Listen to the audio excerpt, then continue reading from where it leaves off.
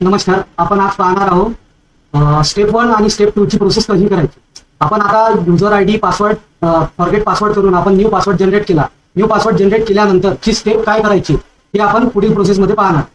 सर्वात पहिले आपण आपल्या URL आलेल्या URL ला लिंकनी आपली डोमेन लिंक ओपन करून घ्यायची. याप्रमाणे या असापणीची मी डोमेन लिंक ओपन केलेली आहे. इथे डोमेन लिंक ओपन झाल्यानंतर आपल्या ऑफिसचं नाव इथे वरती दिसतं. त्यानंतर आपल्याला डावीकडे यायचं. डावीकडे लॉग इन या ऑप्शनला क्लिक करायचं. इथे क्लिक केल्यानंतर इथे आपला युजर नेम टाकायचा आणि जो आपण नवीन पासवर्ड बनवला होता तो पासवर्ड आपण नवीन पासवर्ड इथे टाकायचा बनवलेला. त्यानंतर कॅप्चा कोड टाकायचा.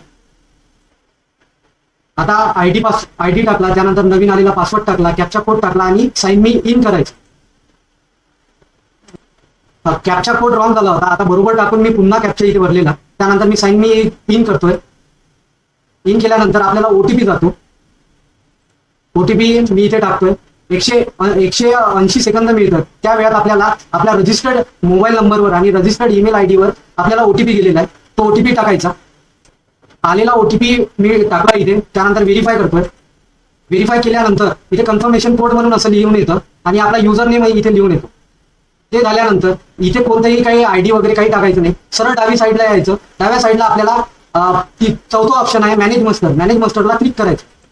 आता आपल्याला स्टेप 1 स्टेप 2 करायची आहे. तर स्टेप 1 मध्ये आपल्याला युजर डेजिग्नेशन ऍड करायचं आहे. तर आपल्या जे प्रशिक्षणार्थीचं आहे ते डेजिग्नेशन कोणतं आहे ते ऍड आपण करणार आहे स्टेप 1 मध्ये. तर इथे आलो मी डाव्या साईडला मॅनेज मास्टरला क्लिक केलं. क्लिक केल्यानंतर युजर डेजिग्नेशनला क्लिक करतोय. त्याला क्लिक केल्यानंतर असं एक पेज ओपन होतं. पेज ओपन झाल्यावर इकडे उजव्या साईडला ऍड युजर डेजिग्नेशन असं लिहून येत आहे. त्याला क्लिक करायचं ग्रीन कलरमध्ये. त्याला क्लिक केल्यानंतर पुन्हा एक पेज ओपन होतं. इथे ऍड युजर डेजिग्नेशन आणि मॅनेज मास्टर असं लिहून येतं. त्यात युजर डेजिग्नेशन टाईप करायचं आहे. युजर डेजिग्नेशन टाईप मध्ये आपल्याला ट्रेनी म्हणायचं आहे. प्रशिक्षणार्थी. ट्रेनी म्हणजे प्रशिक्षणार्थी. त्यानंतर ट्रेनीचं डेजिग्नेशन कोणतं राहील? CMY KPY trainee. ओके.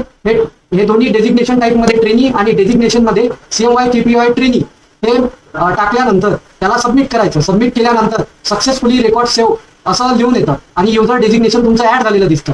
इथे युजर डेजिग्नेशन दिसतं क्रमांक 1 सिरियल नंबर 1. त्यानंतर युजर डेजिग्नेशन EMP कॅट लिहून येतं. Training category. त्यानंतर क्रिएशन डेट कोणत्या दिवशी तुम्ही युजर डेजिग्नेशन क्रिएशन केलं हे सुद्धा लिहून येतं. आणि इथे ऍक्टिव्ह डिऍक्टिव्ह लिहून येतं. डिऍक्टिव्ह लिहून येतं. ओके. तर असंच राहू द्यायचं. इथे कशालाच हात लावायचं नाही. त्यानंतर ही झाली आपली स्टेप 1 ची प्रोसेस. आता समोर आपल्याला करायचं आहे स्टेप 2 ची प्रोसेस. पुन्हा आपण डावीकडे यायचं. डावीकडे येऊन मॅनेज मास्टरला क्लिक करायचं. मॅनेज मास्टरला क्लिक केल्यानंतर ऑफिस लोकेशन असं लिहून येतं. त्याला क्लिक करायचं. Office location. आता स्टेप 2 मध्ये आपल्याला मॅनेज मास्टरला क्लिक केल्यानंतर ऑफिस लोकेशनला क्लिक केलं. ऑफिस लोकेशनला क्लिक झाल्यानंतर असं पेज ओपन होते. ते पेजमध्ये उजव्या साईडला ऍड ऑफिस लोकेशन असं लिहून दिसतं ग्रीन कलरमध्ये, हिरव्या कलरमध्ये. त्याला क्लिक करायचं. क्लिक केल्यानंतर एक पेज पुन्हा ओपन झालेलं दिसेल. तिथे ऍड ऑफिस लोकेशन असं वरती लिहून येते हेडिंग. त्यानंतर तिथे एक रिकाम्या जागा आहे या आपल्याला फिल करायच्या. तर पहिले आपण टाकूया ऑफिस लोकेशन पहिलं. तर इथे यायचं. आपला डिस्ट्रिक्ट निवडायचा यवतमाळ. जोही तुमचा डिस्ट्रिक्ट असेल ते तुम्ही निवडायचं तिथे. त्यानंतर office location start time end time नंतर करूया आपण. त्यानंतर स्टेटला सिलेक्ट करायचं. स्टेटला सिलेक्ट केल्यानंतर इथे महाराष्ट्र घ्यायचा.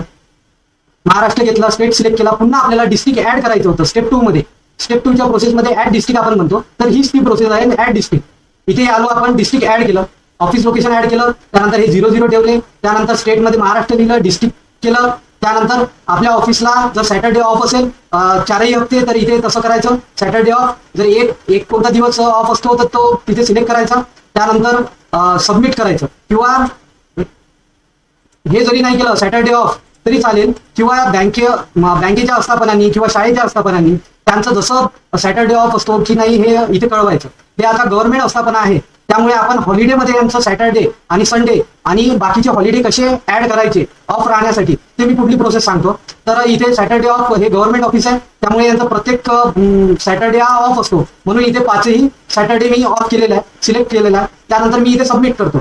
सबमिट केल्यानंतर इथे successful office location created successfully असा एक मेसेज येतो ग्रीन कलरमध्ये. हे आलं म्हणजे आपलं ऑफिस लोकेशन बरोबर झालं. इथे सिरियल नंबर दिसतं. इथं लोकेशन दिसते. त्यानंतर ऑफिस लोकेशन यवतमाळ दिसतं. डिस्ट्रिक्ट यवतमाळ म्हणजे तुमचं जे डिस्ट्रिक्ट असेल ते तुम्हाला दिसेल. त्यानंतर तुम्ही कोणत्या दिवशी ऑफिस लोकेशन क्रिएशन केलेलं आहे ते सुद्धा दिसेल. नंतर स्टेटस ऍक्टिव्ह दिसेल. एडिटचं ऑप्शन दिसेल. एडिटच्या ऑप्शनमध्ये पुन्हा तुम्हाला काही वाटलं तर तुम्ही एडिट करू शकता. ऑफिसचं स्टार्ट टाइम आणि एंड टाइम, तुमच्या ऑफिसचा जोही टायमिंग आहे तो तुम्ही करू शकता. फक्त शिफ्टवाल्यांनी हे करायचं नाही. ज्यांची शिफ्ट असेल, कोणा एखाद्याचे हॉस्पिटलची आस्थापना आहे किंवा कोणतं कारखाने आहे, मॅन्युफॅक्चरिंग ऑफिस आहे किंवा प्रायव्हेट कोणतंही ऑफिस असेल, त्यांची जर शिफ्टिंगनुसार असेल तर त्यांनी शिफ्टमध्ये जायचं. शिफ्ट मॅनेज कसं करायचं हे आपण पुढल्या व्हिडिओमध्ये पाहूया. पण इथे जर तुमचं गव्हर्नमेंट ऑफिस असेल, त्याला पर्टिक्युलर एक टायमिंग दिलेला असेल, तर इथे त्यांनी टायमिंग सेट करायचा. या ऑफिसचा टायमिंग आहे सकाळी 10 वाजता. सकाळी 10 वाजता. तर आपण इथे 9:45 किंवा 10 इथे करतोय. त्यानंतर यांचा ऑफिस सुटण्याचा टायमिंग आहे सायंकाळी 6 वाजता, 6:15 वाजता.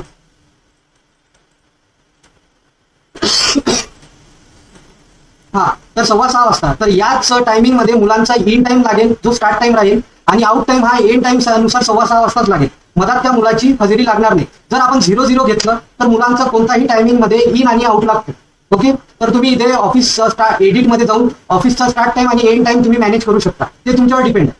ओके, तर मी हे करून या ऑफिसचा स्टार्ट टाइम एंड टाइम हा त्यांनी दिलेला आहे, त्यामुळे मी इथे सबमिट करतो. आपण जे एडिट मध्ये जाऊन इथे ऑफिस टायमिंग जे मॅनेज केलेले आहे, या ऑफिस टायमिंगला जर त्या प्रशिक्षणार्थी त्या टायमिंग मध्ये आले किंवा तिथून 10 मिनिटं, 5 मिनिटं, 15 मिनिटं उशिरा जरी आले तर त्यांची हजेरी लागेल. पण 15 मिनिटाच्या वरती जर हजेरी लावायला गेले तर लागणार नाही. हे तुम्ही लक्षात ठेवून घ्या आणि ते प्रशिक्षणार्थींना त्याप्रमाणे सांगा. ओके, इन आणि आउट टाइम मध्ये जर तुम्ही इथे 0-0 जर ठेवले दोन्ही ठिकाणी, तर त्या मुलाचं इन टाइम तो जेव्हा येईल तेव्हा लागेल आणि आउट टाइम हा जेव्हा येईल, जेव्हा त्याला लावायचा तेव्हा लागू शकतो.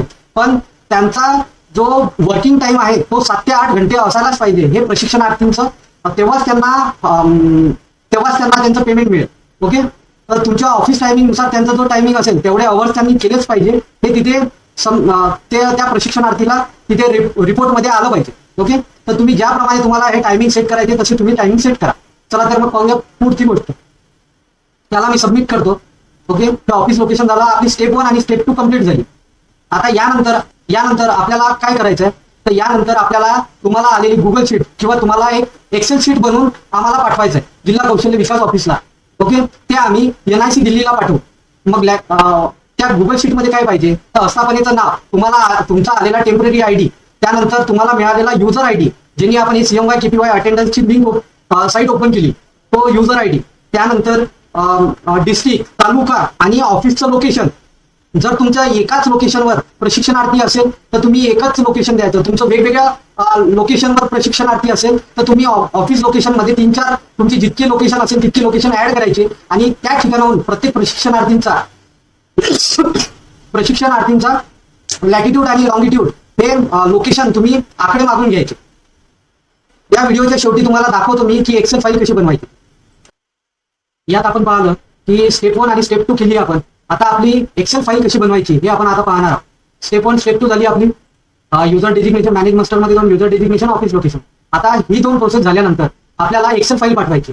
जर एका लोकेशन वर असलेली एक एक्सेल फाईल दाखवतो मी तुम्हाला. आता हे जिल्हा परिषद प्राथमिक सेमी शाळा गवंडी आणि त्यानंतर principal government industrial training Kalamb district Yavatmal या आणि त्यानंतर प्रोजेक्ट ऑफिसर पोस्ट बेसिक आश्रम शाळा कळंब यांचं इथे डिटेल्स दिसत आहे. यांनी यांच्या या आस्थापनेमध्ये एकच प्रशिक्षणार्थी आणि तोही एकाच ठिकाणी आहे, त्यामुळे त्यांनी एक लॅटिट्यूड आणि लॉंगिट्यूड पाठवतो.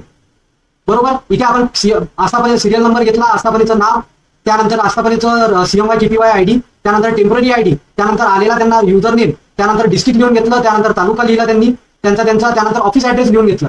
ओके, त्यानंतर लॅटिट्यूड आणि लॉंगिट्यूड. नोटकॅम म्हणून कॅमेरा ऍप आहे अँड्रॉइडचा, ते ऍप डाउनलोड करायला लावायचं आणि प्रशिक्षणार्थींना त्यांची सेल्फी काढून पाठवायला लावायची विथ द लोकेशन, म्हणजे ते लोकेशनचं नाव लिहून येईल त्यात. ओके, तर मग ते लोकेशन जे येईल ते तुम्ही ऍड करायला लावायचं. मुलाला त्यांची जिथे हजेरी लावतात ते ऑफिसच्या कॅबिन मधून जिथे मास्टर असतात तिथून त्यांनी त्यांची सेल्फी पाठवायला लावायची. मुलांनी त्यांच्या घरून किंवा ऑफिसच्या बाहेरून सेल्फी पाठवायची नाही आणि हे लोकेशन तसं ऍड सुद्धा होणार नाही. त्यामुळे त्यांनी ऑफिसमध्ये चेक करायचं. ऑफिसमधून त्यांनी जिथे हजेरी लावतात तिथून त्यांनी कार्यालय प्रमुखाच्या किंवा त्यांच्या स्टाफ रूमच्या किंवा त्यांचे ऑफिस असतं तिथून त्या टेबलवरून, आवक जावकच्या टेबलवरून जिथे हजेरी लावतात किंवा लेखा विभागात मधून लावतात तर तिथून त्यांनी त्यांचं हजेरीचं जे आहे लॉंगिट्यूड आणि लॉटिट्यूड तर त्याची सेल्फी पाठवायची, त्यांनी फोटो पाठवायचा आणि तोच तुम्ही इथे टाकायचा. इथे पहा या आस्थापनेचं एक एक लोकेशन आहे. आता मी तुम्हाला दाखवतो ही एक्सेल फाईल समजली तुम्हाला कशी बनवायची तर. ओके, त्यानंतर मी आता तुम्हाला वेगवेगळे लोकेशन असणाऱ्या प्रशिक्षणार्थींची एक्सेल फाईल कशी बनवली ते दाखवतो. आता पहा या आस्थापनेचं नाव Maharashtra state board transport corporation Yavatmal division Yavatmal. त्यांनी त्यांचा आयडी लिहिला, त्यानंतर त्यांनी त्यांचं टेम्पररी आयडी लिहिला, त्यानंतर त्यांना आलेला युजर नेम लिहिला, त्यानंतर त्यांनी त्यांचे डिस्ट्रिक्ट आणि त्यांच्या डिस्ट्रिक्टमध्ये ज्या ज्या लोकेशनवर ज्या ज्या तालुक्यामध्ये त्यांनी प्रशिक्षणार्थी लावले त्यांच्या प्रशिक्षणार्थींचा त्यांचा तालुका लिहिला.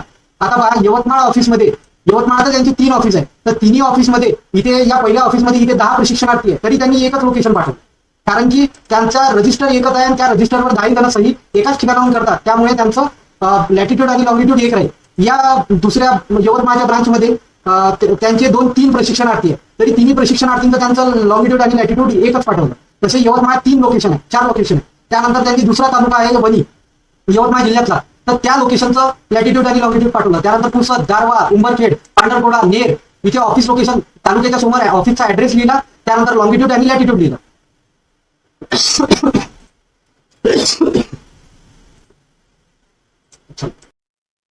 उदाहरणार्थ तुम्हाला एक्सेल फाईल दाखवले त्याप्रमाणे एक्सेल फाईल बनवा आणि एका प्रशिक्षणार्थी म्हणजे एकाच लोकेशनवर असणाऱ्याची प्रशिक्षणार्थीची एक्सेल फाईल वेगळी बनवा आणि जास्त वेगवेगळ्या ठिकाणी प्रशिक्षणार्थी असणाऱ्यांची एक्सेल फाईल वेगळी बनवा.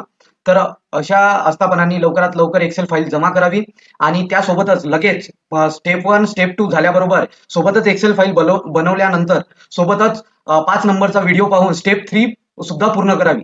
आणि स्टेप 3 साठी आपल्याला प्रत्येक प्रशिक्षणार्थींचे पासपोर्ट साईज फोटो मागून घ्यावे आणि युजर स्टेप 3 मध्ये प्रशिक्षणार्थीचं आपण रजिस्ट्रेशन करणार आहोत. तर 5 नंबरचा व्हिडिओ म्हणजे स्टेप 3 चा व्हिडिओ हा ऑलरेडी अपलोडेड आहे, तो तुम्ही लवकरात लवकर पाहून ती प्रोसेस लवकरात लवकर करावी. आणि स्टेप 3 मध्ये प्रशिक्षणार्थीचा आपण अटेंडन्स आयडी देणार आहोत आणि त्या अटेंडन्स आयडी नुसार त्या प्रशिक्षणार्थींना त्यांच्या दिलेल्या ऍपवर त्यांनी अटेंडन्स आयडी टाकून त्यांना त्यांची हजेरी लावता येते. त्यामुळे लवकरात लवकर तुम्ही 5 नंबरचा व्हिडिओ पाहून पुढची प्रोसेस करावी, स्टेप 3 प्रोसेस करावी. भेटूया पुढच्या व्हिडिओत. आणि त्यानंतर 6 नंबरच्या व्हिडिओमध्ये आपण दाखवणार आहोत की कशा प्रकारे हॉलिडे ऍड करायचे, ती सुद्धा तुम्ही पाहावे आणि आपल्या ऑर्गनायझेशन रजिस्ट्रेशन मध्ये आपल्या प्रोफाईल मध्ये आपल्याला आलेल्या लिंक मध्ये प्रशिक्षणार्थींचे हॉलिडे सुद्धा ऍड करून द्यायचे. 6 नंबरच्या व्हिडिओमध्ये चेक करावे की हॉलिडे कशा प्रकारे ऍड करतोय.